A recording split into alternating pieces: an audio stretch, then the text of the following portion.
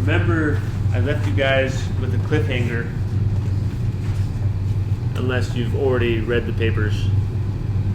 I said that Fang Lee paper really opens up an opportunity for building dictionaries that are related to, sentiment dictionaries for, financial reports, for financial disclosures, okay?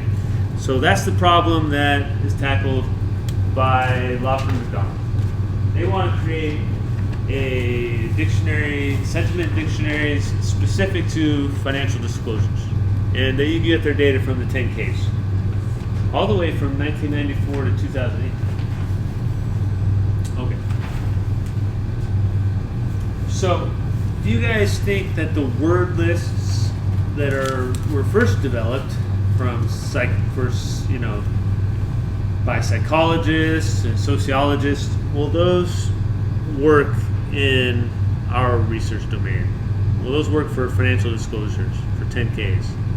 No? You don't think so? Well, you're right. They don't. But can better dictionaries be developed? That's the question here. Okay, so this is a nice little table. It comes from the paper. So these are negative words in the Harvard General Inquirer Dictionary for negative words, okay? So cost.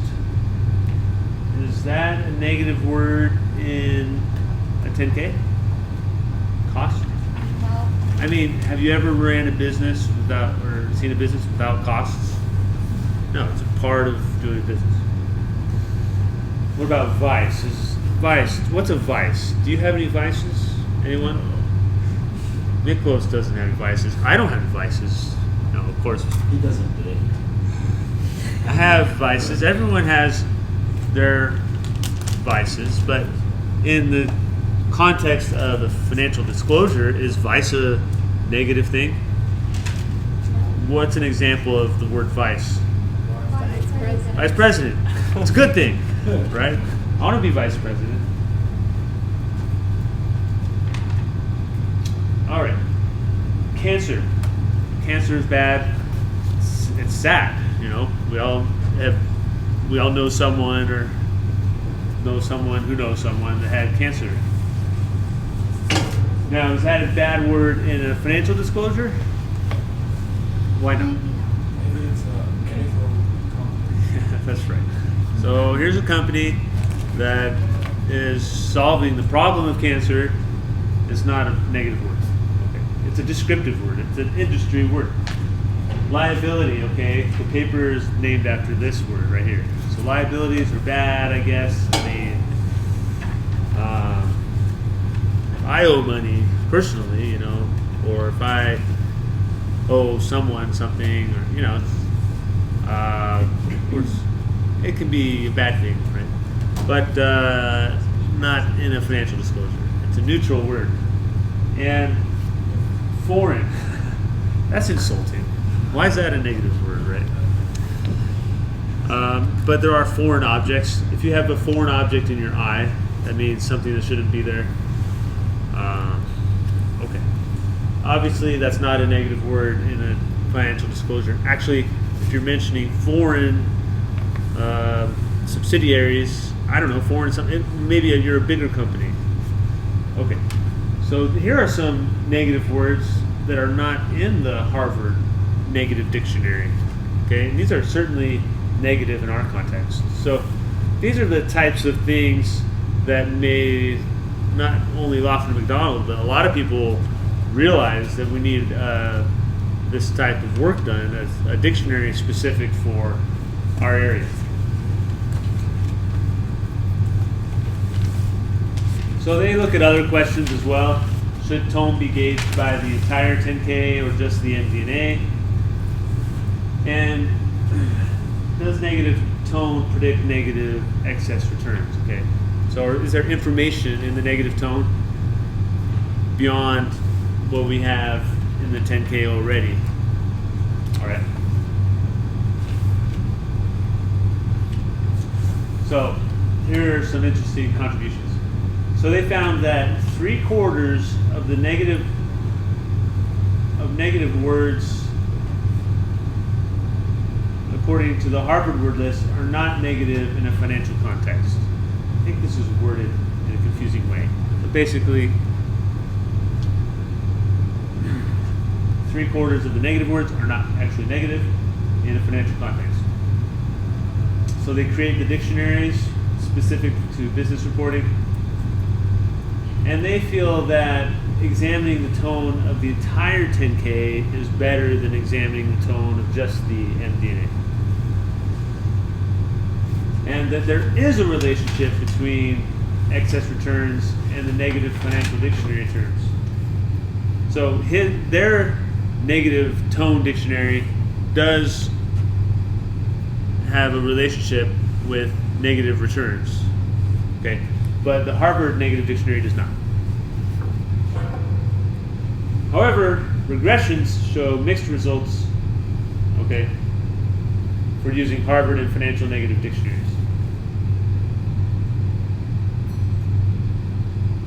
All right. So the first thing they do is they download all the 10Ks. Now this is seems like a small step, download the 10Ks, but do you guys even know how to download the 10Ks? This is like a fundamental skill for PhD students to learn. Anyone here had gone and downloaded a bunch of 10Ks before? Or 10Qs or any financial disclosures off of the Edgar? Okay, Couple of times. couple of times. What Clients. exactly? Just for clients. Yeah. So you manually went into the company's webpage and found the disclosure you wanted, or what did you do? I went to the SEC Edgar website. Yeah. And typed in the company name in the search box. Yeah, and that's what I meant. So in Edgar, the repository for all the financial disclosures, you can go to search for a company, and then you can see a list of all their filings. You can do it in chronological order or by filing type. And you had done something. What did you do? Yeah, I do the same. Same type of thing? Okay. There's actually a way, if you want, to download all the 10Ks or all the 10Qs or all the Form 4s or all the Def 14A or all the financial disclosures. Every single one of them. You can do that too. And I guess there are tools out there to help you do it automatically. But I wrote a little Python script, just a little bit of code that lets me, based on the company CIK, I can download whatever form I want. So I can have a list of all the CIKs in a text file, and then and I can type in the types of forms that I want, and then they all download onto my hard drive. But you know that we have seek info. I should mention this, yes. Yes, don't forget. I'm going to mention that, yeah. Thank you. Anyway, just wanted you to know that if you need that type of data, you can get it. And I suppose, since I am your professor today, I will lend you the code if you need it, okay? Even to our accounting students, even though I usually don't see you guys. A quarter for the code. A quarter for each document you download using my code. Okay? It adds up. Just get money from Dan. Okay. Yeah. So there's another awesome tool called SeekInf, and we have access to it at Rutgers. And what this guy Raj Srivastava has done is he's downloaded all of the forms off of Edgar into a different database, and he's indexed them all. Like Google, indexes web pages so you can have super fast searches. He's indexed all these documents. So what you can do is, say you want to search for 10Ks that have a certain term in them, like Nicholas, do you have an example of something?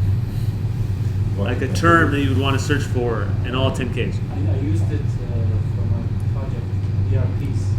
Implemented ERPs. Implemented ERP. Okay. Then you just search for that term in this tool, and it gives you a list of all the 10Ks or 10Qs or whatever. There's like 40 different forms that have that text. So you don't. So it's very nice. Maybe you want to look at certain like legal situations or going concern issues, or you want to search for certain executives who might be listed in the 10K and all the companies they've worked for. You know, you can use this tool that Rutgers has paid for and get a list of all the 10Ks. It's really nice, very powerful. That's SeekInf, SEEKINF. I think it might be on the Seek Edgar website, I'm not sure. But you should all have access, or be able to get access. Okay. Now, when you download a 10K, don't be too disappointed, but a lot of them, the older ones especially, maybe the new ones too, I'm not sure, they're in HTML, okay? So you want to look at the raw text, but you can't because it's got all the tags inside, and it's so messy, and it's such a pain. But you can extract the plain text out of the HTML, it's possible. And what they did is they removed all the tables and figures. Okay, they create dictionaries, and they incorporate a weighting algorithm. Okay, so we'll talk about that here. So how did they create the dictionaries?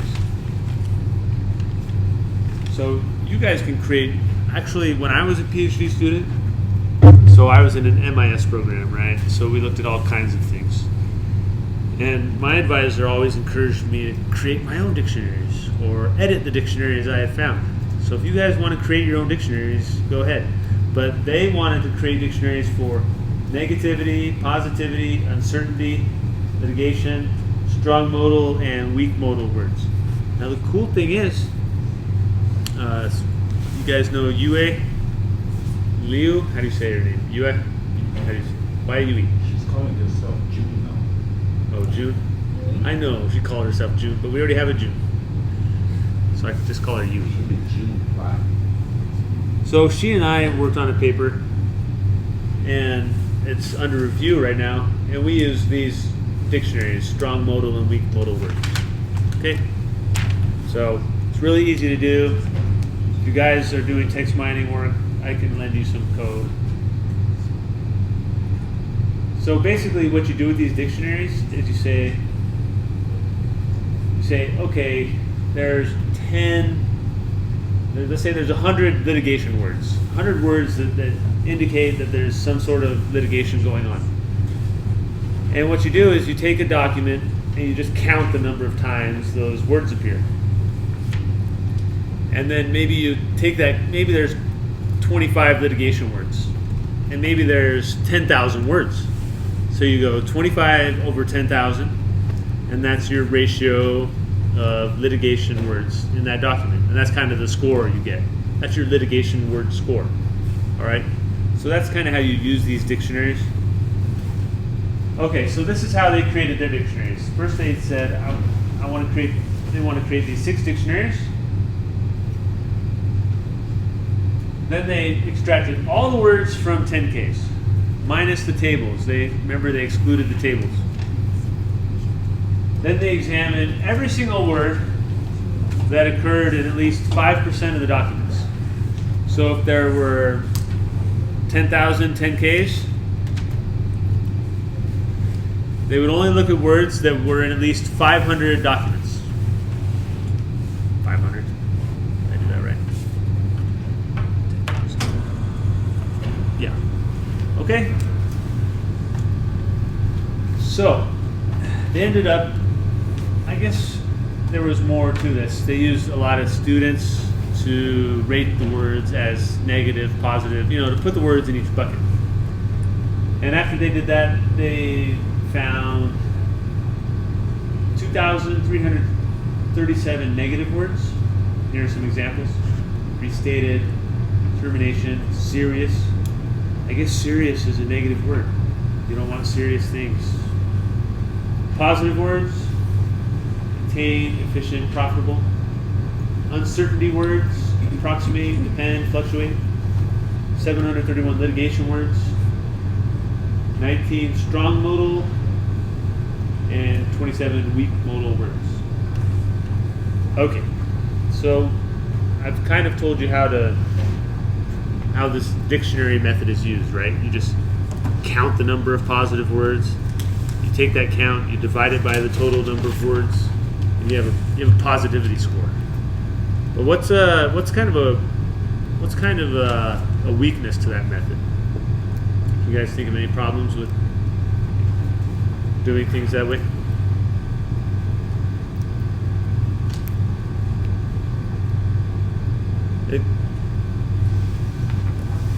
When these terms are related to like a negative term, like there's been no termination of project in our firm for 5 consecutive years, and in here the termination does not stand for a negative word.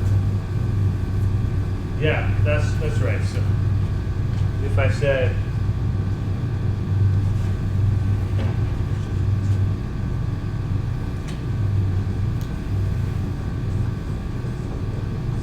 profitable, positive word. Not profitable, negative, right? So when you count the words profitable, if you can look in the context, you'll get a more accurate score.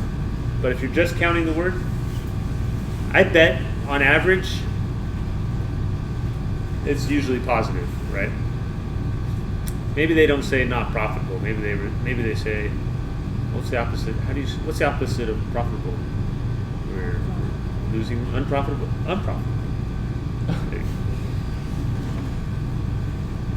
Anyway, so just got to be aware. This always comes up in these types of presentations. Well, what if we put the word not in front? Okay, yeah, I've heard that before, and that's true. Okay.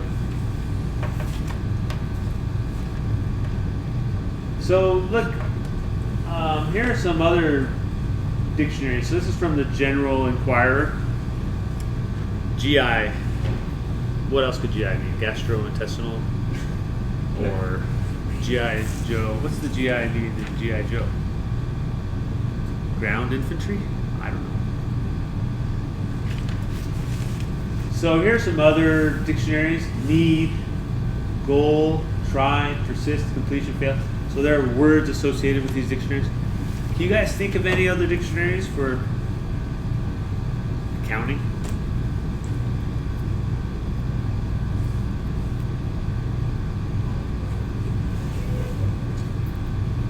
Do I have any here? No, I don't even have any. This is an open question. This is something to think about. You can create your own dictionaries, okay?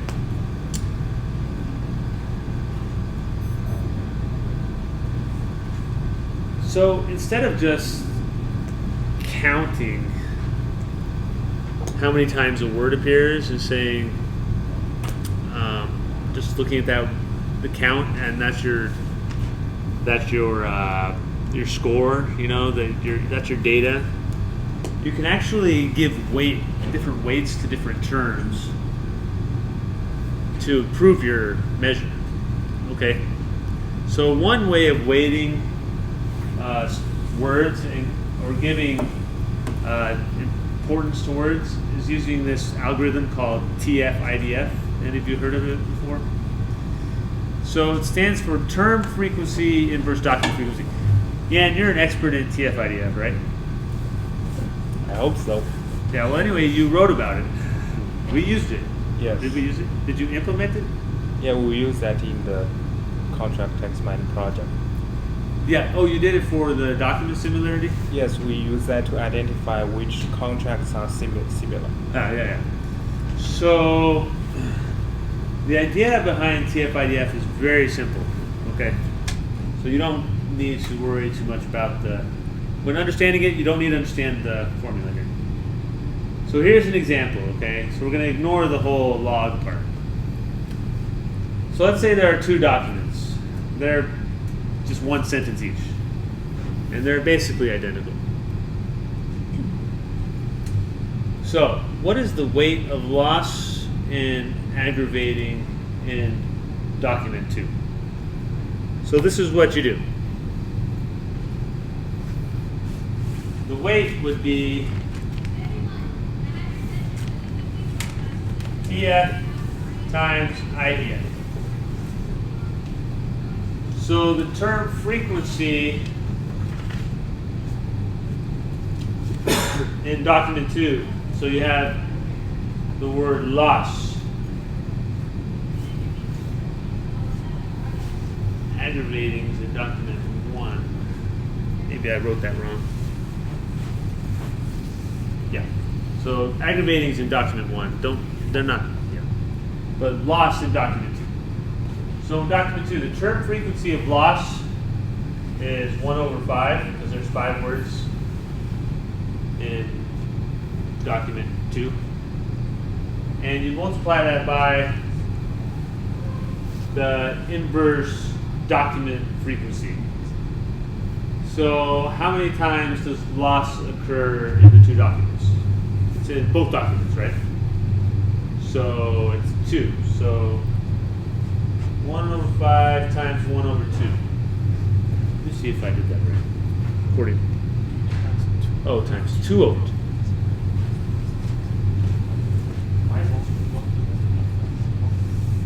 First document. Yeah, did I do that right?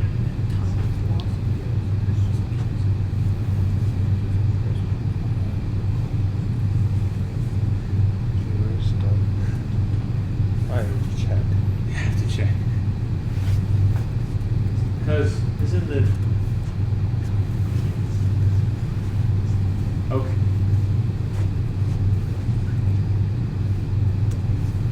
Okay.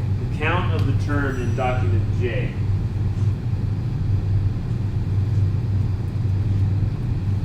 is 1 divided by the word count of document J. So that's right, 1/5 is what we did, times the total number of documents divided by the number of documents containing term R. Oh, okay. So the total number of documents is 2, and the number of documents containing term I is 2. All right, so you get 1/5 times 2/2 equal to 0.2. So we're ignoring the log stuff. And the weight of, let's do the weight of loss in document 1 would be 1/6 times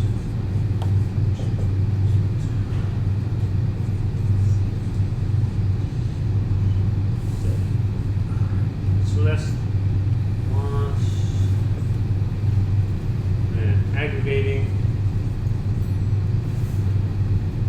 Aggravating is only in document 1, so it's 1/6 times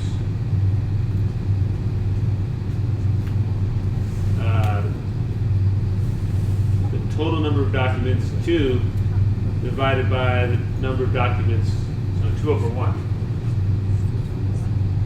Equal to 1/3. Okay, so what do we see here? We see that for document 1, what's a more important word? Aggravating or loss? Aggravating. It has a higher score anyway. It's 0.33, and loss is 0.1, it's half, 0.166. And it's even weighted more than the word loss in document 2, which is weighted at 0.2. Why is it weighted differently? Because the word loss appears in both documents. So, think about, let me give you another example so you can see why this makes sense. So think about the word Rutgers, okay? And think about a search algorithm, like Google. And let's say you type in the word Rutgers. It's going to look for a web page, hopefully about Rutgers. So the word Rutgers is a very important word in the Rutgers webpage because it occurs a lot of times. Okay, so let's say, it'll have a really high ratio here.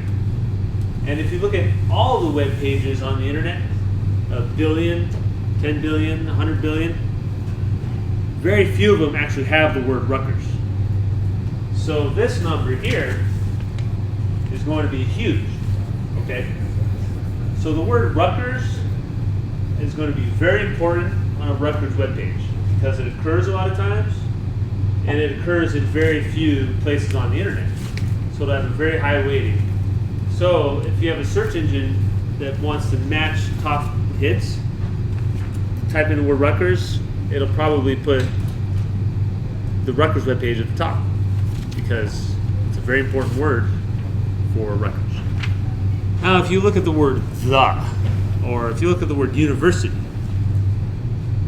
it's not as important word for Rutgers. In fact, it's not as important word in general because it's such a common word. It's on so many different web pages. So this number here is going to be much smaller, the word university, because it's on so many different web pages. So it'll have, for the Rutgers web page, it would have a very low TF-IDF score. Anyway, so by using TF-IDF, they give different weights to the occurrences of the words in these dictionaries. So not every negative word or every positive word has the exact same weight in every document. A lot of papers use TF-IDF, a lot of text mining papers. So here are some results. So along the side here we have negative excess returns. So you go down, more negative. And across the bottom is the proportion of negative words. So the number of negative words goes up and the negative returns increase going down. So as the number of negative words go up, then our new financial dictionary, it has a very high correlation, right? So as you have more negative words in our new dictionary, then the negative returns increase. So that's the result they wanted. Now, in our old Harvard dictionary, you don't know what to make of it. It goes down, then up, then down, then up. It makes a W, which just means that you can't interpret these results. There's very little correlation. Okay.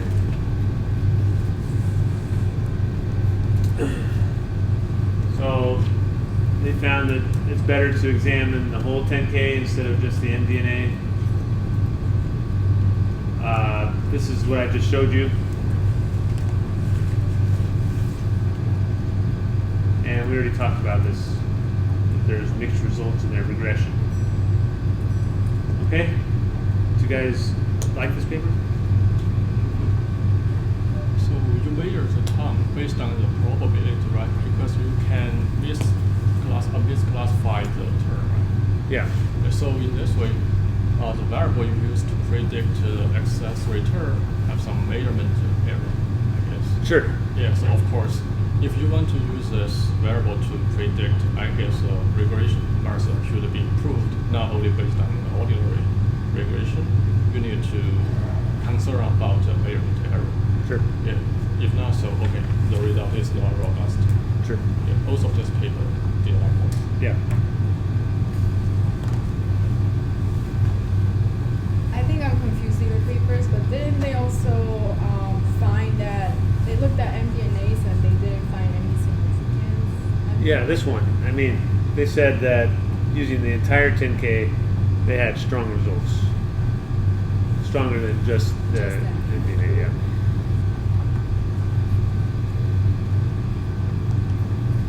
Okay, so let's just go into a couple more things. So we talked about what it means to remove stop words, right? Remove common words. So stemming and lemmatization, we talked about that. Lemmatization is like stemming, so they're both related. And the thing is, so with stemming, it doesn't always work very well because you sort of chop off the end. It's like stopping turns to stop. But sometimes the word like changes a lot when you conjugate it into like a past tense. I can't think of an example. But in those irregular forms, then lemmatization would be, instead of just chopping off one end, you know what the root word is, and you go back to that. So remember how I said there's lots of different parts of speech? So here's our nouns, adjectives. Which one was I looking for before? The pronouns. Here's a personal pronoun, possessive pronoun. Okay. So when you use your part of speech tagger, you'll get tags like this. So the Penn Treebank refers to the documents that they manually coded and gave a part of speech to. So I talked to you about that before. So the Penn Treebank is the one you guys would want to use, because most of the part of speech taggers are trained on things like books about fiction or newspaper articles or phone call recordings or transcripts, the Bible. So the Penn Treebank was trained on Wall Street Journal articles. So it's the most similar to the type of data we look at. Now, that means we have a real opportunity here. We need to create a part of speech tagger based on 10Ks and 10Qs. Just like Laughlin McDonald made their dictionary based on 10Ks and 10Qs, we need to do that for part of speech taggers. So let's get together with someone in the English department and someone in, a computational linguist who can help us build the model. And let's write a paper for TAR or JAR or something like that, like Laughlin McDonald. Okay? Everyone on board? There will be 10 people on the paper.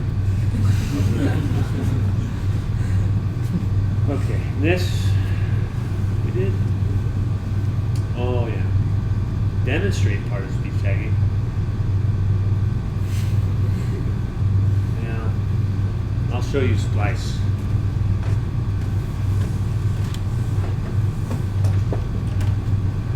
So when I was a PhD student, I took I did my minor in computational linguistics, and 3 years later, I actually built something that's still there. I don't know if it works, but the website works. So I built this. Basically, I built all the guts, all the text mining algorithms, and then one of the other students helped me to put it up on a website. See, look how young I am. That's the other guy. He changed his picture. He left mine there. So I just was building all these tools to extract information from text. I was just writing tons of different Python little programs, just short ones to do each individual thing. And I just thought, you know what?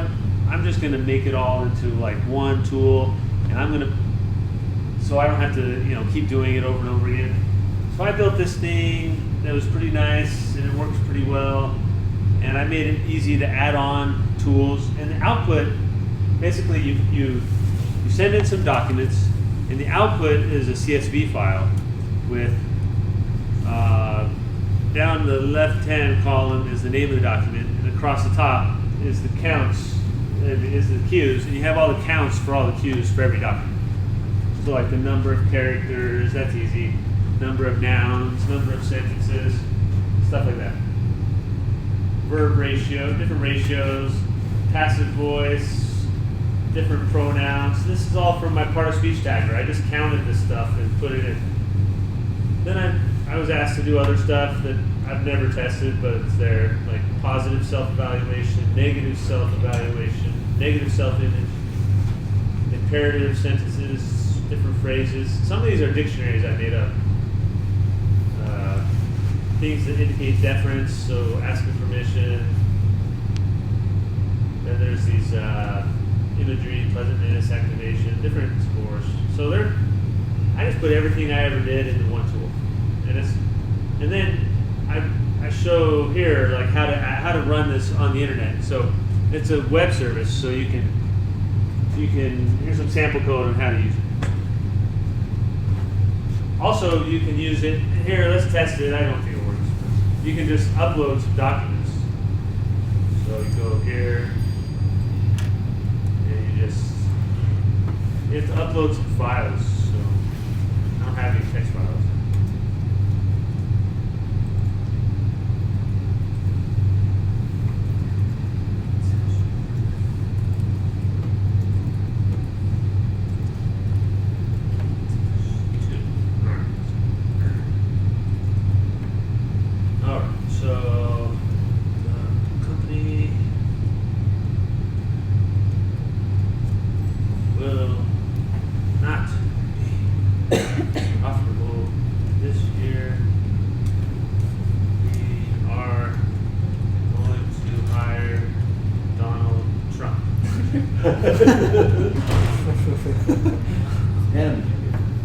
and Hillary Clinton.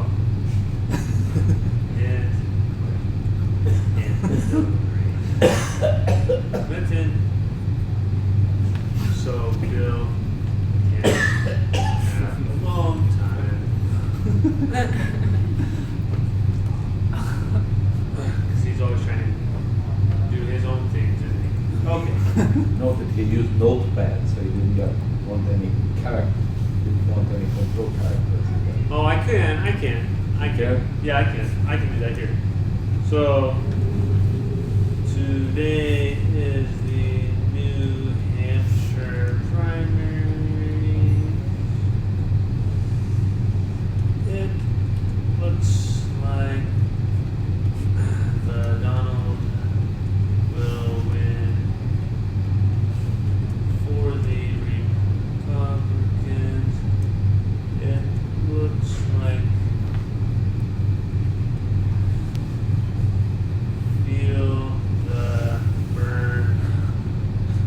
Bernie Sanders will win.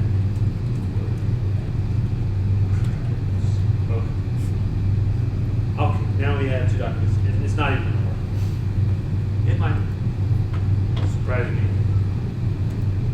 So upload a file. Desktop.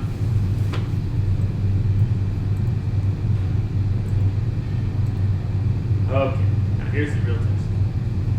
Click this button. Will it give me an error? Well, last time I tried it, it gave me a CSV file, but it was full of garbage. It didn't have anything. Submit.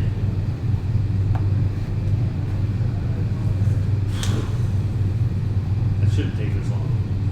Not sure what it's doing. These are small text files.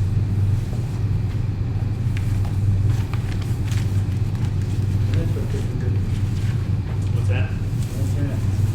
Well, the internet's not good? It should be able to upload those files, though, really small. Another thing is, like, whenever the server over there is reset, it takes a long time for it to run the first time, because it's uploading all the libraries again. So it could be that it'll work. So, any other questions? So next week,